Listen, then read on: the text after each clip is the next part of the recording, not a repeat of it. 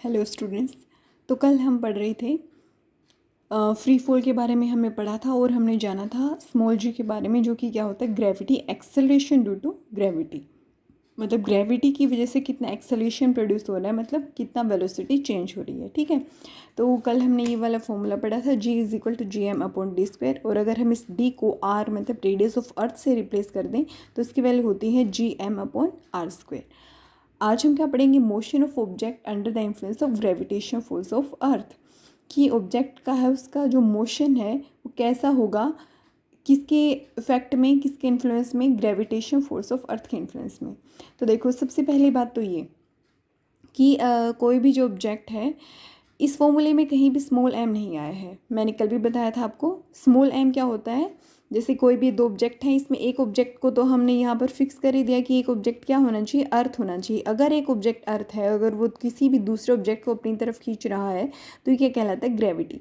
ठीक है, और अगर ये जो कैपिटल एम है this is mass of earth and small M is the mass of that object. तो देखो इस फॉर्मूले में कहीं भी स्मॉल एम नहीं आया है। ठीक है, ये हमने देखा था जब हमने इसका डिडक्शन किया था तो एम से एम कट गया था, तो जी कैपिटल M/r² आया था।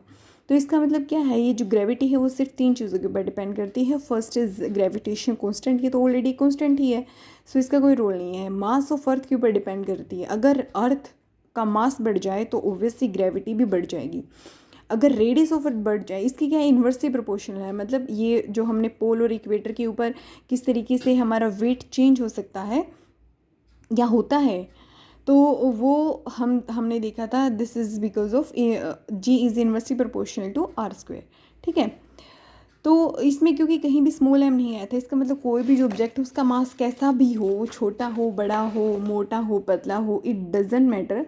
अर्थ कोई भी भेदभाव नहीं करती है और सब ऑब्जेक्ट्स को अपनी तरफ एक जैसे फोर्स से खींचती है। ठीक है, देखो इसे प्रूव करने के लिए बहुत इंटरेस्टिंग बात इसने बताई है कि गैलीलियो ने ना ये जो लीनिंग टावर ऑफ पीसा है इटली में, उसके ऊपर चढ़ के अलग अलग ऑब्जेक्ट्स लिए थे और उसको ऊपर से गिराया था और ये प्रूव किया था कि देखो सब ऑब्जेक्ट्स को ये अपनी तरफ सेम फोर्स से क्या कर रहा है, खींच रहा है। इसका मतलब कैसे प्रूव किया, वो सेम टाइम पर अगर गिर रहा है तो सेम फोर्स से खींच रहा है।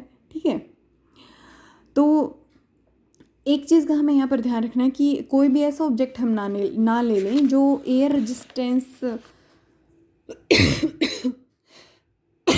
सॉरी एयर रेजिस्टेंस हो, जिसमें जैसे कि अगर हमने एक पीस ऑफ पेपर ले लिया है, तो पीस ऑफ पेपर है वो ऑब्वियसली उसको एयर रजिस्ट करेगी, तो वो तो सीधा आ ही नहीं सकता, वो तो ऐसे ऐसे करके आए क्योंकि उसको एयर रजिस्ट कर रही है। तो ये चीज़ हमें ध्यान रखनी है कि अगर हम जैसे कोई फीदर ले रहे हैं, पीस ऑफ पेपर ले रहे हैं, वो ऑब्जेक्ट ना हो। ठीक है, अब हम बात करते हैं इक्वेशन ऑफ मोशन की। हमने ये सारी इक्वेशन ऑफ मोशन पढ़ी है। V=U+80, S=UT+12AT² and V²=U²+2AS। ठीक है, तो ये सारे की सारी इक्वेशन ऑफ मोशन यहाँ पर वैलिड है। बस हमें क्या करना है, ये जो एक्सेलेरेशन है, इस एक्सेलेरेशन को हमें किससे रिप्लेस करना है, acceleration due to gravity G से। बाकी ये सारे की सारे जो इक्वेशंस है वो यहाँ पर फॉलो होंगी एज सच। ठीक है, तो देखो हम एक एग्जांपल देखते हैं। एक car falls off a ledge, एक चट्टान से एक कार गिरती है and drops to the ground in 0.5 second. और ग्राउंड पर वो गिर जाती है कितनी देर में, 0.5 सेकेंड में। ठीक है, तो जो डेटा हमें मिला है इससे वो क्या है, इनिशियल वेलोसिटी ऑब्वियसली कार की 0 मीटर पर सेकेंड रही होगी। टाइम कितना दे रखा है, 0.5 सेकेंड।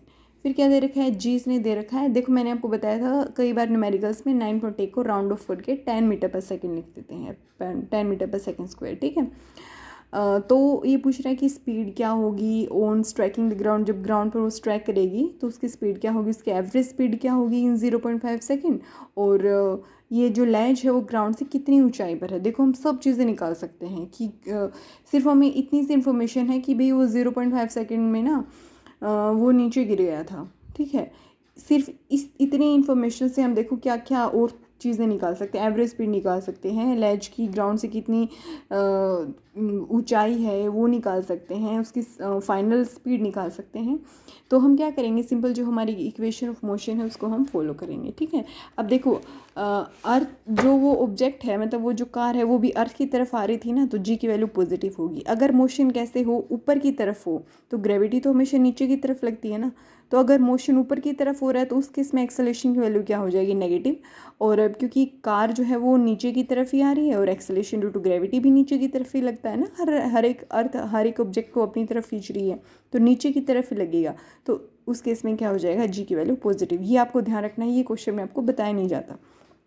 ठीक है, तो हमें स्पीड निकालनी है, मतलब हमें फाइनल वेलोसिटी निकालनी है। तो ये हमारी इक्वेशन है, v is equal to u plus a t. तो v इजिकल टू यू की वैल्यू 0 है ही, एक्सेलेरेशन ड्यू टू ग्रेविटी की वैल्यू t है।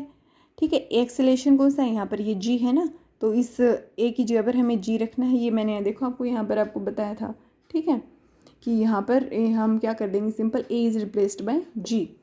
तो ये वैल्यू हम सारे यहाँ पर पुट कर देंगे और इसकी वैल्यू क्या आ जाएगी, 5 मीटर पर सेकेंड। ठीक है, सिंपल। फिर पूछ रहे एवरेज स्पीड के बारे में। अगर एवरेज स्पीड हमें फाइनल वेलोसिटी और इनिशियल वेलोसिटी पता हो तो क्या होता है, u प्लस वी अपॉन 2।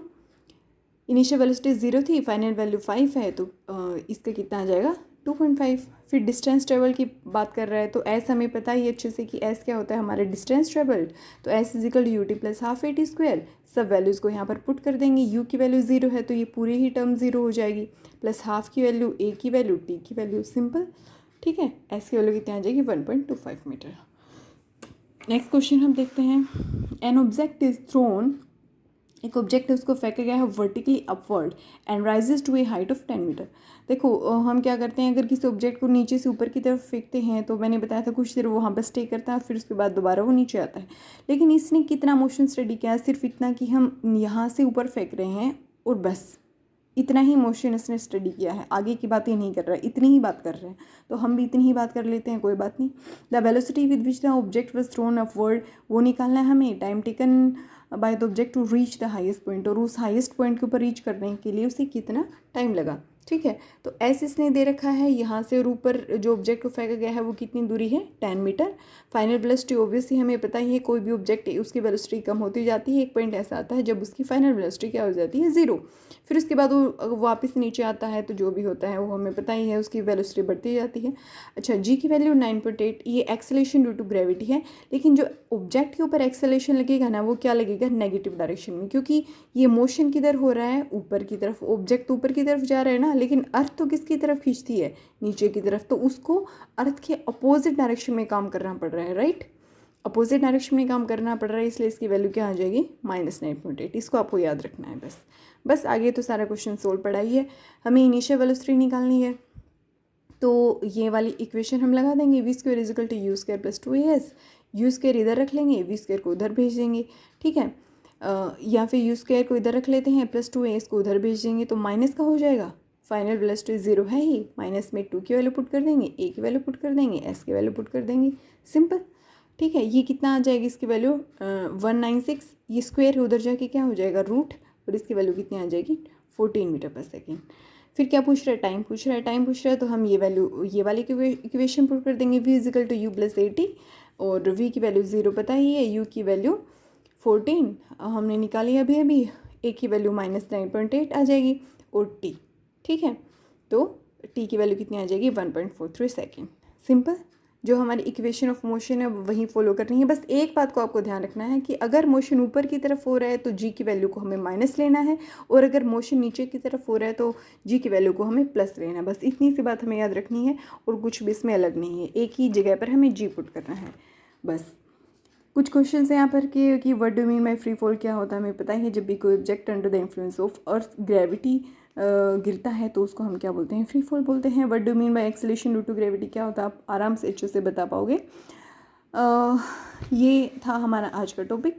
अगर आपको कुछ भी नहीं समझ में आता है तो you can ask me any time. Thank you, have a nice day.